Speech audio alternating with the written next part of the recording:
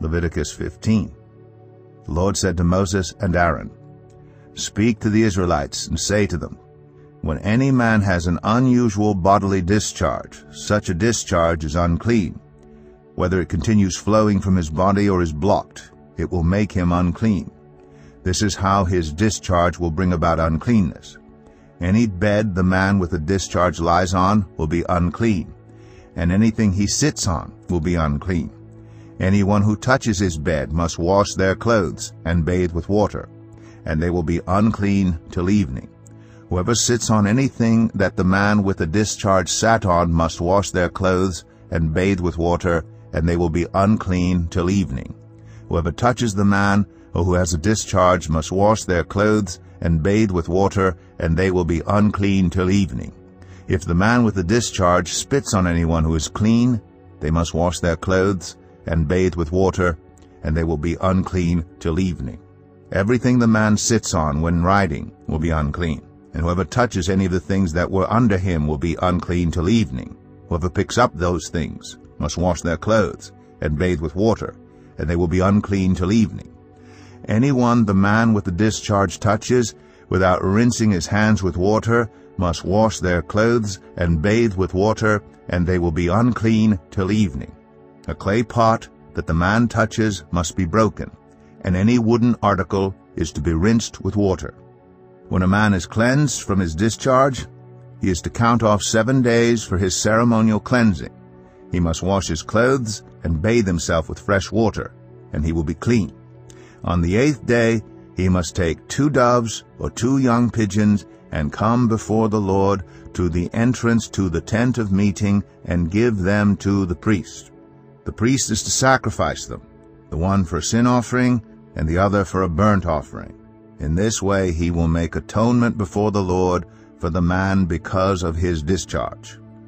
When a man has an emission of semen, he must bathe his whole body with water, and he will be unclean till evening. Any clothing or leather that has semen on it must be washed with water, and it will be unclean till evening. When a man has sexual relations with a woman, and there is an emission of semen, both of them must bathe with water, and they will be unclean till evening. When a woman has her regular flow of blood, the impurity of her monthly period will last 7 days, and anyone who touches her will be unclean till evening. Anything she lies on during her period will be unclean, and anything she sits on will be unclean. Anyone who touches her bed will be unclean. They must wash their clothes and bathe with water, and they will be unclean till evening. Anyone who touches anything she sits on will be unclean. They must wash their clothes and bathe with water, and they will be unclean till evening. Whether it is the bed or anything she was sitting on, when anyone touches it, they will be unclean till evening. If a man has sexual relations with her, and her monthly flow touches him, he will be unclean for 7 days. Any bed he lies on will be unclean.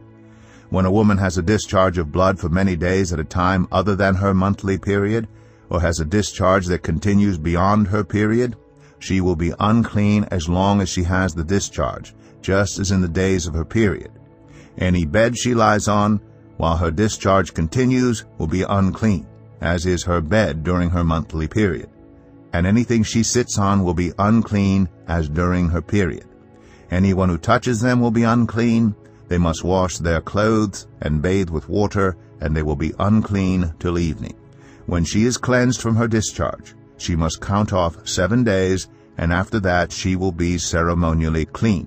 On the 8th day she must take 2 doves or 2 young pigeons and bring them to the priest at the entrance to the tent of meeting. The priest is to sacrifice one for a sin offering and the other for a burnt offering. In this way he will make atonement for her before the Lord for the uncleanness of her discharge.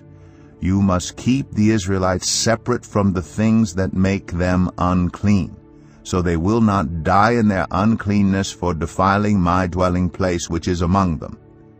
These are the regulations for a man with a discharge, for anyone made unclean by an emission of semen, for a woman in her monthly period, for a man or a woman with a discharge, and for a man who has sexual relations with a woman who is ceremonially unclean.